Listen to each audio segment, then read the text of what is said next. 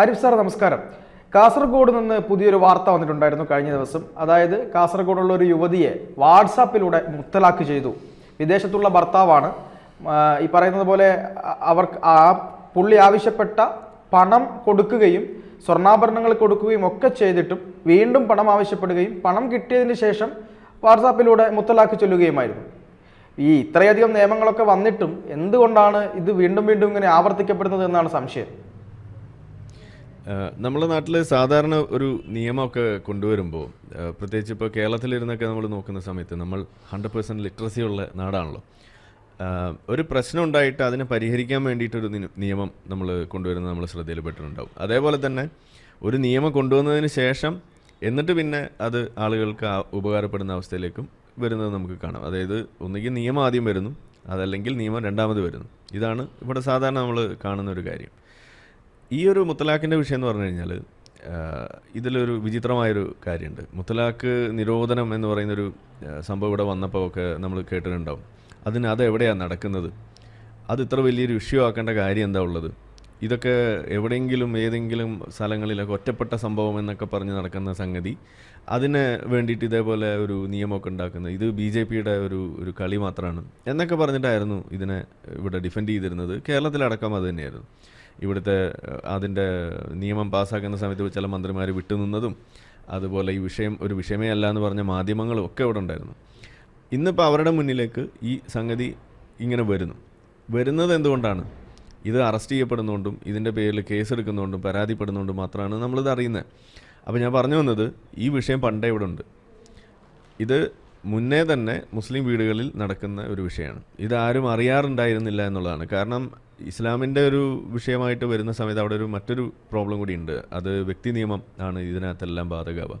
അതിപ്പോൾ വിവാഹമോചനം, സ്വത്തവകാശം എന്നൊക്കെ പറഞ്ഞിട്ടുള്ള യൂണിഫോം സിവിൽ കോഡ് അഡ്രസ്സ് ചെയ്യുന്ന വിഷയങ്ങൾ ഏതെടുത്തു കഴിഞ്ഞാലും എന്തുകൊണ്ടാണ് അതങ്ങനെ ഒരു വലിയ വിഷയമാകുന്നതെന്ന് ചോദിച്ചാൽ, മറ്റു മതങ്ങളെ അപേക്ഷിച്ച് ഇസ്ലാമിൽ സ്വത്തവകാശമായാലും ഇതുപോലെ ഏത് വിഷയമായാലും രാജ്യത്തൊരു നിയമമുണ്ട്, അല്ലെങ്കിൽ ഒരു സിവിൽ നിയമമുണ്ട് എന്നുണ്ടെങ്കിലും അവർക്ക് ബാധകമാവുക അതിന് മുകളിൽ നിൽക്കുക എപ്പോഴും മതത്തിൻ്റെ നിയമങ്ങളാണ്.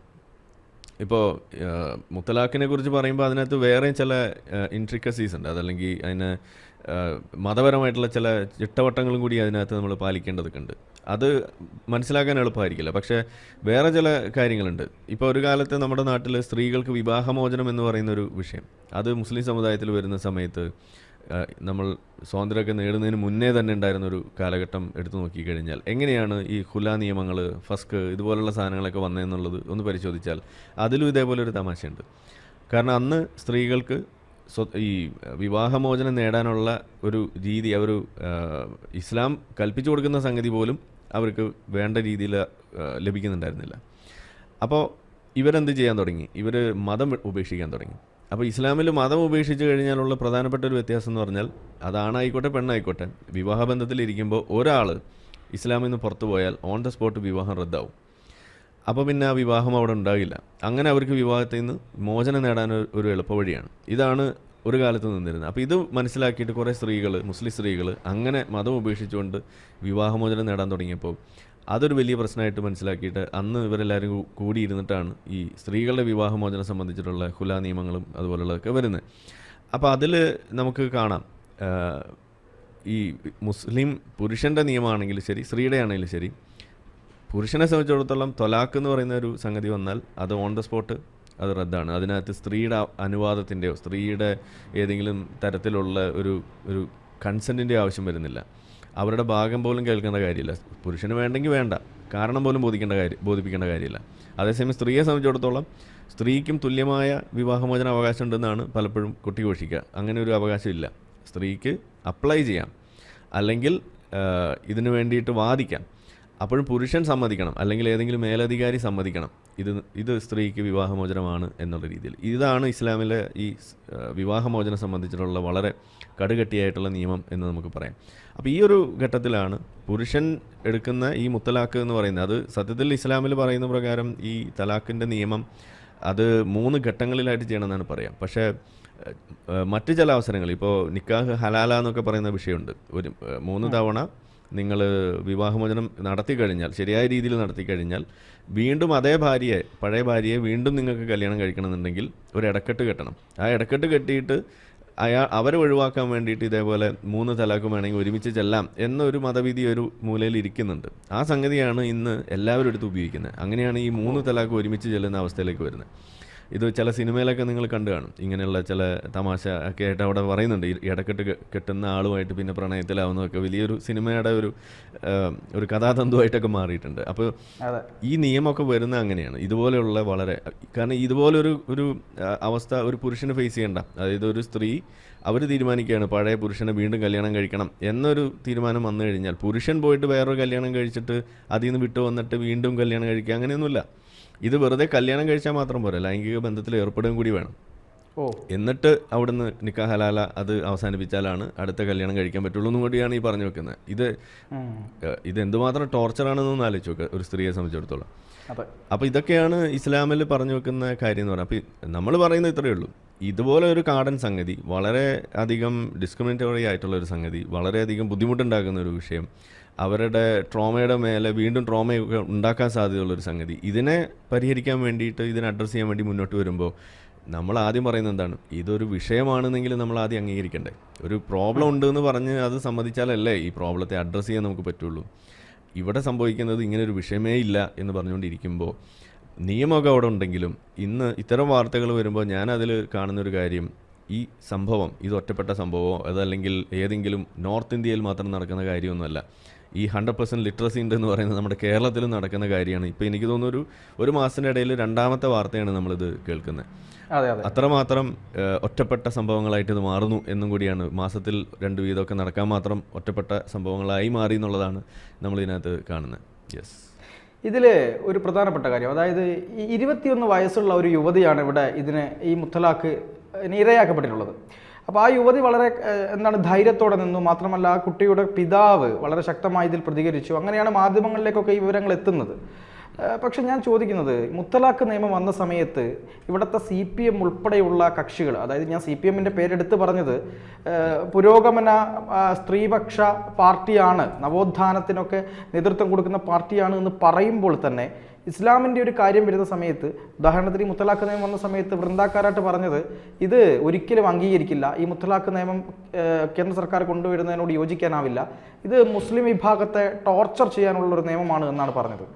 ഇത് ഇപ്പോൾ ഇത്രയും കാര്യങ്ങളൊക്കെ വരുന്ന സമയത്ത് ഇവരൊന്നും സംസാരിക്കുന്നില്ല. ഇവിടെയുള്ള ഒരു നവോത്ഥാന നായകരെയും അതുപോലെ തന്നെ ഈ പറയുന്ന സാംസ്കാരിക നായകരെയും ഒന്നും, സ്ത്രീപക്ഷവാദികളെയും ഒന്നും കാണുന്നുമില്ല. അതെ, അത് ഇതിൻ്റെ 2ാമത്തെ ഒരു വശം. നമ്മൾ പറയുന്നു, ഇപ്പോൾ സൂചിപ്പിച്ച മാതിരി എന്തുകൊണ്ട് ഇത് വാർത്തയാവുന്നു എന്ന് ചോദിച്ചു കഴിഞ്ഞാൽ, ഈ നിയമവും അതിൻ്റെ അടിസ്ഥാനത്തിൽ ഇതിനകത്ത് ട്രോമറ്റൈസ്ഡ് ആകുന്ന ആളുകൾക്ക് അല്ലെങ്കിൽ ഇതിൻ്റെ ഇരയാകുന്ന ആളുകൾക്ക് റിപ്പോർട്ട് ചെയ്യാനുള്ളൊരു സാധ്യത ഉള്ളതുകൊണ്ടാണ് സത്യത്തിൽ ഇത് റിപ്പോർട്ട് ചെയ്യാനുള്ള ഒരു അവസരം അവർക്ക് കിട്ടുന്നതും അതോടൊപ്പം അതിൻ്റെ ഭാഗമായിട്ട് വാർത്തയാകുന്നതും. ഈ നിയമമോ ഇത്തരം ഒരു ക്രിമിനലൈസ് ചെയ്യുന്നൊരു അവസ്ഥ ഉണ്ടായിരുന്നില്ല എന്ന് വിചാരിക്കാം. ഇത് എല്ലാ വീടുകളിലും, അതാ ഞാൻ പറഞ്ഞു, ഇത് വീടുകളിൽ സ്ഥിരമായിട്ട് നടക്കുന്ന കാര്യങ്ങളാണ്. നമ്മൾ അറിയാറില്ല. എങ്ങനെ അറിയിക്കും? അത് നിങ്ങളുടെ മതത്തിൽ നിങ്ങൾ എന്തെങ്കിലും പറഞ്ഞു തീർക്കുമെന്ന് പറഞ്ഞു വിടും. ഇതൊരു കുറ്റകൃത്യമാണെന്ന് വരുമ്പോഴാണ് ഇതിപ്പോൾ നമ്മൾ ഇത് പറയുമ്പോഴാണല്ലോ നമുക്ക് മനസ്സിലാക്കാൻ ബുദ്ധിമുട്ട്. മാരിറ്റൽ റേപ്പ് എന്ന് പറയുന്നൊരു വിഷയമുണ്ട്. വിവാഹബന്ധത്തിലിരിക്കെ ഭർത്താവ് ഭാര്യയെ റേപ്പ് ചെയ്യുന്ന ഒരവസ്ഥ, അവരുടെ സമ്മതമില്ലാതെ കൺസെൻ്റ് ഇല്ലാതെ ചെയ്യുന്നതും ഒരു മാരിറ്റൽ റേപ്പ്. ഒരു ആധുനിക സമൂഹം അതിനെ ആ രീതിയിലാണ് കാണുന്നത്. പക്ഷേ ഇന്നും ഇന്ത്യയിൽ പൊതുനിയമം, അതിപ്പോൾ മതഭേദമന്യേ പൊതുനിയമം ഇന്നും അതൊരു ക്രിമിനൽ ഒഫൻസായിട്ട് കണ്ടിട്ടില്ല. അങ്ങനെ ഭാര്യയ്ക്ക് റിപ്പോർട്ട് ചെയ്യാനോ അങ്ങനെ ഒരു ഫേസ് ചെയ്തു എന്ന് പറഞ്ഞുകൊണ്ട് അതൊരു കുറ്റമായിട്ട് അവതരിപ്പിക്കാനോ സാധിക്കാത്തൊരവസ്ഥ ഇവിടെ ഉണ്ട്. പക്ഷേ ഇങ്ങനൊരു സംഭവം ഇവിടെ നടക്കുന്നില്ലേ? എന്തുകൊണ്ടാണ് അത് വാർത്തയാകാത്തത്? എന്തുകൊണ്ടാണ് അത്തരം ബുദ്ധിമുട്ട് ഫേസ് ചെയ്യുന്ന സ്ത്രീകൾക്ക് പുറത്തു വന്നിട്ട് അത് റിപ്പോർട്ട് ചെയ്യാൻ പറ്റാത്തത്? എന്തുകൊണ്ടാണ്? കാരണം അത് പറഞ്ഞാൽ അതിന് വേണ്ടി നിയമമെടുത്ത് അവർക്ക് വേണ്ടി എന്തെങ്കിലും ചെയ്യാനുള്ള വകുപ്പ് ഇന്ന് നിലവിലില്ല. പക്ഷേ ചില കോടതികളൊക്കെ ചില നിരീക്ഷണങ്ങളൊക്കെ നടത്തിയിട്ടുണ്ട്. ഈ മാരിറ്റൽ റേപ്പ് എന്ന് പറയുന്നത് ഡിവോഴ്സിനൊരു ഗ്രൗണ്ടാണെന്നൊക്കെ പറഞ്ഞു വെച്ചിട്ടുണ്ട്. പക്ഷേ അതല്ലാതെ ഇതിനൊരു ക്രിമിനൽ ഒഫൻസായിട്ട് വെച്ചിട്ടില്ല. ഇനി ഭാവിയിൽ ഇത് ക്രിമിനൽ ഒഫൻസ് ആക്കി മാറ്റിയെന്ന് വിചാരിക്കും ഇങ്ങനെ സംഭവിച്ചു കഴിഞ്ഞാൽ. അപ്പോൾ എന്തായിരിക്കും നമ്മളിവിടെ കാണാൻ പോകുന്നത്? ഒരുപാട് ഫാമിലികളിൽ ഇത്തരത്തിലുള്ള നടന്നുകൊണ്ടിരിക്കുന്ന പുതിയതായിട്ടും പഴയതായിട്ടും ഒക്കെ ഉണ്ടായിട്ടുള്ള സാധനങ്ങൾ പുറത്തേക്ക് വരാൻ തുടങ്ങും. ഇപ്പോൾ പോക്സോ ആക്ട് വന്നു കഴിഞ്ഞതിന് ശേഷം നമ്മുടെ നാട്ടിൽ എത്രമാത്രം മദ്രസ പീഡനങ്ങൾ റിപ്പോർട്ട് ചെയ്യപ്പെടുന്നു. പണ്ട് ഇത് റിപ്പോർട്ട് ചെയ്യപ്പെടാറുണ്ടായിരുന്നു. കാരണം ഇത് പറയുമ്പോൾ കുട്ടികൾക്ക് എവിടെയാണ് പറയേണ്ടതെന്ന് അറിയില്ല, പാരൻസിന് ഇത് എന്താ ചെയ്യേണ്ടതെന്ന് അറിയില്ല, മഹല്ല് കമ്മിറ്റികളിൽ ഒതുക്കി തീർക്കുന്നു. ഇതെല്ലാവരും ഒരു തരത്തിലും അവർക്ക് എന്താ ചെയ്യാനുള്ള വകുപ്പ് ഉണ്ടെന്ന് പോലും അറിയാത്ത രീതിയിൽ, എന്താ ചെയ്യേണ്ടതെന്ന് അറിയാത്ത രീതിയിൽ ഇങ്ങനെ നിൽക്കുന്നിടത്ത് ഇങ്ങനെ ഒരു നിയമം വരുമ്പോൾ അത് അവർക്ക് ഉപകാരമാവുകയാണ്, അത് സമൂഹത്തിന് മൊത്തത്തിൽ ഗുണമാവുകയാണ്. അപ്പോൾ ഇവിടെ അതൊരു വശം. ഇനി ഇപ്പോൾ ഈ പറഞ്ഞ സംഗതി മാധ്യമം അല്ലെങ്കിൽ ഇതുപോലെ പുരോഗമന സിംഹങ്ങൾ ഇതിനകത്ത് ഗർജിക്കാത്തതിൻ്റെ കുഴപ്പമെന്ന് പറഞ്ഞാൽ അവർക്ക് അതിനുള്ള ധൈര്യമായിട്ടില്ല. കാരണം ഈ വിഷയത്തിൽ പ്രധാന പങ്ക് വഹിക്കുന്നത് ഇസ്ലാമാണ്. ഇത് ഇന്ത്യയിലോ കേരളത്തിലോ മാത്രമുള്ള ഒരു പ്രശ്നമല്ല, ആഗോളതലത്തിൽ തന്നെ അങ്ങനെയാണ്. ഇസ്ലാമിൻ്റെ ഭാഗത്തു നിന്നുണ്ടാകുന്ന വിഷയങ്ങൾ വരുമ്പോൾ അവിടെ ഒരു മൗനം അതുണ്ട്. ആ മൗനത്തിൻ്റെ കാരണം എന്ന് പറയുന്നത് സാധാരണ പറയാതെ വോട്ട് ബാങ്ക് എന്നൊക്കെയാണ്. ഞാൻ പറയാം വോട്ട് ബാങ്കിനേക്കാൾ ഉപരി ഇത് ജീവനിൽ കൊതി ഉള്ളതുകൊണ്ടാണ്, ഭയമുള്ളതുകൊണ്ട് തന്നെയാണ് ഇത് പ്രധാനമായിട്ട് അത് സംഭവിക്കുന്നത്.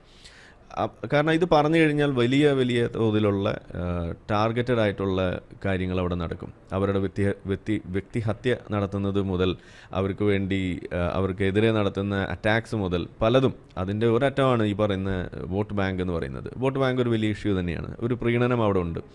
അതിനവർ പറയുന്നത് ഇന്നിപ്പോൾ കേരളത്തിൽ ഇരുന്ന് നമ്മൾ പറയുമ്പോൾ പറയുക അങ്ങനെ എന്തെങ്കിലും പറഞ്ഞ ഉടനെ സംഘി വളരും എന്നാണ് പറയുക.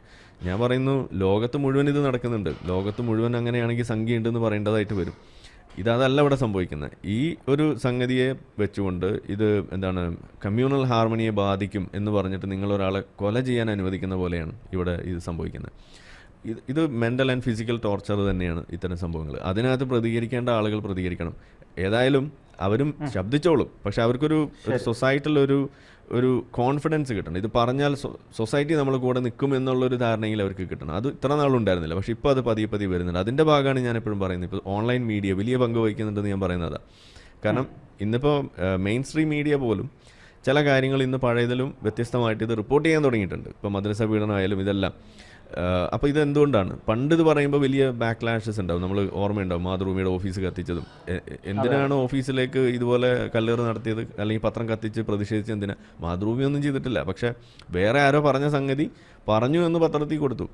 അതിൻ്റെ പേരിലാണ് ആ പത്രം ഓഫീസിനെതിരെ അന്ന് അവിടെ ആക്രമണം നടത്തുന്നത്. അപ്പോൾ ഇത് ഒരു കാലത്തുണ്ടായിരുന്നെങ്കിൽ ഇന്ന് കാലം മാറി. ഇന്നിപ്പോൾ ടി വി ചാനലടക്കം മധ്യപ്പുഴ ഹൂറി എന്നൊക്കെ ടൈറ്റിൽ ഇട്ടിട്ട് വാർത്ത വായിക്കുന്നതും അത് ചർച്ച ചെയ്യുന്ന അവസ്ഥയിലേക്ക് വന്നിട്ടുണ്ടെങ്കിൽ അത് വലിയ മാറ്റമാണ്. അപ്പോൾ ഇനിയും മാറും. ആ അടുത്ത മാറ്റം എന്ന് പറയുന്നത് ഇതുപോലെ സാംസ്കാരിക നായകന്മാർ ഇതുപോലെയുള്ള മേഖലയിലും കൂടി ടച്ച് ചെയ്യുന്ന ആളുകൾ കൂടുതൽ വരും. അതിൽ വലിയ പങ്ക് ഈ എക്സ് മുസ്ലിങ്ങൾക്ക് വഹിക്കാനുണ്ടെന്നാണ് ഞാൻ പറയുക. കാരണം ഇതൊരു ധൈര്യം പകരേണ്ട ഒരു ഘട്ടമാണ്. എന്ന് വെച്ചാൽ ഇത് ഇങ്ങനെ പറയാം, ഇതിൽ ഇന്ന രീതിയിലൊക്കെയാണ് ഇതിൻ്റെ പ്രശ്നങ്ങൾ, ഇന്നതൊക്കെയാണ് ഇതിൻ്റെ വിഷയങ്ങൾ എന്നുള്ളൊരു എഡ്യൂക്കേഷൻ കൂടി ഇവിടെ നടക്കേണ്ടതുണ്ട്. പറയണമെങ്കിൽ അത് അറിയാൻ കൂടി വേണമല്ലോ. എന്തുകൊണ്ടാണ് ഇപ്പോൾ എല്ലാവരും പറയുന്നത് എല്ലാ മതം പോലെ ഒരു മതമാണ് ഇസ്ലാം എന്നൊക്കെ പറഞ്ഞിട്ടാണ് പലപ്പോഴും ഇതിനെ ഇങ്ങനെ വളച്ചു കെട്ടി കൊണ്ടുപോവുക. എല്ലാ മതം പോലെ ഒരു മതമല്ല ഇസ്ലാം. ബാക്കിയുള്ള മതങ്ങൾക്കൊക്കെ ഒരു സ്പിരിച്വൽ സ്വഭാവമുണ്ട്. ഇസ്ലാമിന് സ്പിരിച്വൽ സ്വഭാവം എന്ന് പറയുന്ന സാധനം സീറോ ആണ്. ഇസ്ലാമിൻ്റെ അടിസ്ഥാനം എന്ന് പറയുന്നത് പൊളിറ്റിക്സാണ്. അവർ തന്നെ പറയാറുണ്ടല്ലോ ഇതൊരു ജീവിത പദ്ധതിയാണെന്നാണ് അവർ പറയുക. എല്ലാ മേഖലയിലും ഇസ്ലാമിക് ഫൈനാൻസ്, ഇസ്ലാമിക് അത് ഇത് മണ്ണാങ്കട്ട എന്നെല്ലാം പറയുന്നത് നിങ്ങൾ കേട്ടാണ്. കാരണം ഇതൊരു ഹോൾ പാക്കേജ് ആയിട്ടാണ്. ഇതിനകത്ത് സ്പിരിച്വാലിറ്റി നിങ്ങൾ ലെൻസ് വെച്ച് തപ്പി എടുക്കേണ്ടി വരും, മൈക്രോസ്കോപ്പൊക്കെ വേണ്ടി വരും. എന്നാലേ നിങ്ങൾക്ക് സ്പിരിച്വാലിറ്റി കിട്ടുള്ളൂ. ആ സ്പിരിച്വാലിറ്റി കൊണ്ടു നടക്കുന്ന ആളുകളാണ് സൂഫികൾ എന്ന് പറയുന്ന ആളുകൾ. കുറേയെങ്കിലും ഒരു സൂഫി ടച്ച് എന്നൊക്കെ പറയും. സൂഫികളുടെ അടിസ്ഥാനം എന്താണ്? അവരും പൊളിറ്റിക്കലാണ്. പാകിസ്ഥാനിലെ പ്രബലമായ 2 തീവ്രവാദ സ്വഭാവമുള്ള 2 പാർട്ടികൾ, അത് നമ്മളെ തെഹ്രീക്കെ പാകിസ്ഥാൻ എന്നൊക്കെ പറഞ്ഞിട്ടുള്ള പാർട്ടികൾ, ഇത് 2 സൂഫി അടിസ്ഥാനത്തിലുള്ളതാണ്. അപ്പോൾ ഒരു ഘട്ടം കഴിഞ്ഞാൽ സൂഫികളുടെ കയ്യിൽ നിന്നും ഈ സാധനം പുറത്ത് ചാടും. കാരണം ഇത് അങ്ങനത്തെ ഒരു നീലക്കുറുക്കനാണ് ഈ മതം, ഈ ഇസ്ലാം എന്ന് പറയുന്ന മതം. അത് ഒരു മതമേ അല്ല, അതൊരു പൊളിറ്റിക്കൽ കൾട്ടാണ്. അത് എല്ലാ മതങ്ങളെയും പാരലലി റൺ ചെയ്യുക, എന്നിട്ട് ജനാധിപത്യം, മതേതര മൂല്യങ്ങൾ, ഇതുപോലുള്ള സംഗതികൾ അത് ഓവർ പവർ ചെയ്യുക. ഇതാണ് ലോകത്ത് നടന്നുകൊണ്ടിരിക്കുന്നത്. അതൊരു ഒരു തരത്തിലുള്ള പ്രത്യേക തരത്തിലുള്ള ഒരു സാമ്രാജ്യത്വ ഒരു രീതിയാണ്, ഒരു ഫാഷിസ്റ്റ് സ്വഭാവമാണ്. അപ്പോൾ അത് നമ്മൾ തിരിച്ചറിഞ്ഞാൽ തന്നെ, അത് മനസ്സിലാക്കിയാൽ തന്നെ, അതിനെക്കുറിച്ചുള്ളൊരു അവയർനെസ് ഉണ്ടായാൽ, ഇതിനെ പറയാനും കൂടി നമ്മൾ മനസ്സിലാക്കി സാധിച്ചു കഴിഞ്ഞാലേ നമുക്കിത് പറയാൻ പറ്റുള്ളൂ. അപ്പോൾ ഈ ഒരു പ്രോസസ്സ് ഇപ്പോൾ നടന്നുകൊണ്ടിരിക്കുക എന്ന് പറയുന്നത് ഈ ഒരു എഡ്യൂക്കേഷനാണ്. അതിലൂടെയാണ് അവർക്കത് പറയാൻ സാധിക്കുള്ളൂ. ഭാവിയിൽ അവർ പറഞ്ഞോളൂ. തീർച്ചയായിട്ടും. എന്തായാലും ഈ കാര്യത്തിൽ ഈ പറയുന്ന പോലെ എക്സ് മുസ്ലിമായിട്ട് നിൽക്കുന്ന, അപ്പോൾ അങ്ങേപ്പോലുള്ള ആളുകൾ വളരെ കൃത്യമായി ചില കാര്യങ്ങൾ പറയുന്നത് കൊണ്ടാണ് ഈ കാര്യങ്ങൾ ചർച്ച ചെയ്യാൻ പോലും സാധിക്കുന്നത്. ഇല്ലെങ്കിൽ നിങ്ങൾക്ക് ഇതിനെക്കുറിച്ച് എന്ത് ആണ് പറയാനുള്ളത്, പഠിച്ചിട്ട് വിമർശിക്കൂ എന്ന് പറയുന്ന രീതിയിലേക്കുള്ള എന്താണ് പ്രതികരണങ്ങളൊക്കെ വരുമായിരുന്നു. ഇപ്പോൾ പഠിച്ചിട്ട് വിമർശിക്കാൻ തുടങ്ങിയിരിക്കുന്നു. അത് ഏത് മതമായാലും അതിനുള്ളിൽ നടക്കുന്ന അന്ധവിശ്വാസങ്ങൾക്കെതിരെ, അനാചാരങ്ങൾക്കെതിരായി കൊണ്ട് കൃത്യമായി പ്രവർത്തിക്കണം എന്ന് തന്നെയാണ്. അതിൽ ഒരു പരിധിവരെ ഈ മതം വിട്ട ആളുകൾക്കും അല്ലെങ്കിൽ എക്സ് മുസ്ലിങ്ങളെ പോലുള്ള ആളുകൾക്കും ഒരുപാട് പങ്ക് വഹിക്കുന്നുണ്ട് എന്ന് തന്നെയാണ് പറയാനുള്ളത്. എന്തായാലും ഇത്തരം നിയമങ്ങളും ഇത്തരം ചൂഷണങ്ങളും ഒക്കെ ഇല്ലാതിരിക്കട്ടെ. എന്തായാലും ചർച്ചയുമായി സഹകരിച്ചതിന് അങ്ങേക്ക് നന്ദി. ഒരു കാര്യം ഒന്ന് തിരിച്ചൊന്ന് ആലോചിച്ച് നോക്കൂ. അതായത് ഇപ്പം നമ്മളിങ്ങനെ ഉണ്ടായിരുന്നില്ല എന്ന് വിചാരിക്കാം. ഈ വിഷയത്തെക്കുറിച്ചൊരു അഭിപ്രായം നിലവിലുള്ള ഏതെങ്കിലും ഒരു സാംസ്കാരിക നായകരോട് ചോദിച്ചാൽ, അല്ലെങ്കിൽ ഒരു ഇടതുപക്ഷ ബുദ്ധിജീവിയുടെ അടുത്ത് ചോദിച്ചു കഴിഞ്ഞാൽ എന്തായിരിക്കും അവർ പറയാം? അത് ഇസ്ലാമുമായിട്ട് അതിന് ബന്ധമൊന്നുമില്ല, ഇത് കുറച്ച് മുസ്ലിങ്ങൾ വളച്ചൊടിക്കുന്നതാണ്, ഇത് കുറച്ച് ഏതോ തലതിരിഞ്ഞ ആളുകൾ ഇതിനെ ആ രീതിയിലേക്ക് കൊണ്ടുപോകുന്നതാണ്, ഇത് മൊത്തം മുസ്ലിങ്ങളെ ഇസ്ലാമിനെ കരിവാരിത്തേക്കുന്നതാണ് എന്ന് പറഞ്ഞിട്ടാണ് ഇത് പറഞ്ഞു വെക്കുക.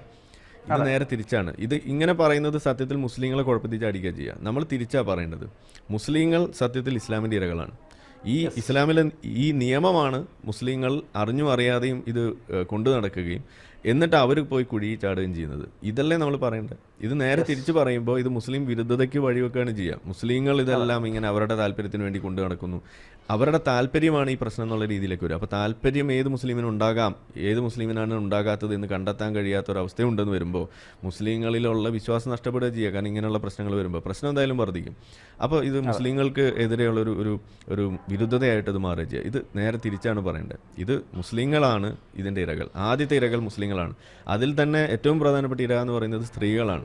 അതിൽ തന്നെ സ്ത്രീകളിൽ തന്നെ ഏറ്റവും പ്രധാനപ്പെട്ട ഇര എന്ന് പറയുന്നത് സാമ്പത്തികമായിട്ട് പിന്നാലെ നിൽക്കുന്ന, സെൽഫ് സസ്റ്റൈൻഡ് ആയിട്ട് നിൽക്കാൻ കഴിയാത്ത അല്ലെങ്കിൽ ഇൻഡിപെൻഡൻ്റ് അല്ലാത്ത സ്ത്രീകളുണ്ടെങ്കിൽ, സാമ്പത്തികമായിട്ട് താഴെയാണെന്നുണ്ടെങ്കിൽ അവരാണ് ഇതിൻ്റെ ഏറ്റവും വലിയ ഇരകൾ എന്ന് പറയുന്നത്. അത്തരം കുട്ടികളാണ്, അത്തരം ഫാമിലിയിലുള്ള അവരാണ് ഇതിൻ്റെ ഇരകൾ എന്ന് പറയുന്നത്. പണക്കാരായിട്ടുള്ള മുസ്ലിം സ്ത്രീകൾക്ക് ഇതൊന്നും ഫേസ് ചെയ്യേണ്ടി വരില്ല. ഏതെങ്കിലും പണക്കാരായ പണമുള്ള ഒരു മുസ്ലിം സ്ത്രീയെ മുത്തലാഖ് ചെല്ലുന്നതിനെ കുറിച്ചുള്ള വാർത്ത നിങ്ങൾക്ക് കേൾപ്പിച്ചു. യൂസുഫ് അലിയുടെ മകളെയൊക്കെ ആരെങ്കിലും മുത്തലാഖ് ചെല്ലൂ? അപ്പം ഇവിടെ പണം ഒരു വലിയ ഇഷ്യൂ തന്നെയാണ്.